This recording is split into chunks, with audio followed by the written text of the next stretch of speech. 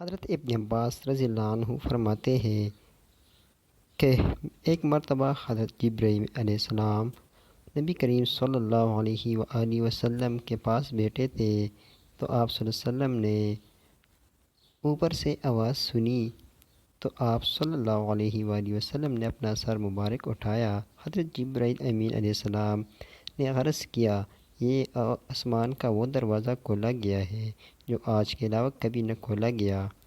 اس سے ایک فرشتہ اترا۔ حضرت جبرائیل امین علیہ السلام بولے، یہ وہ فرشتہ زمین پر اترا ہے جو آج کے علاوہ کبھی نہ اترا۔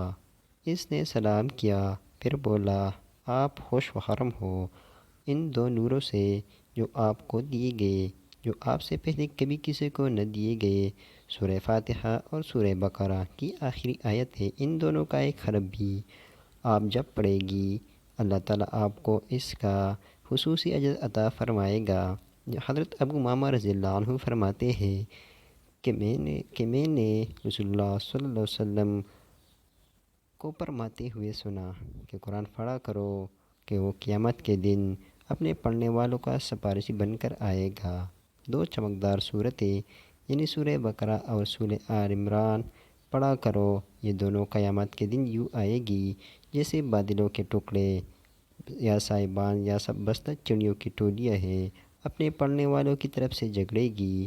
سورہ بقرہ پڑھا کرو، اس کا پڑھنا برکت ہے اور اس کا چھوڑنا حسرت ہے، جسے جھٹلانے والا جھٹلا نہیں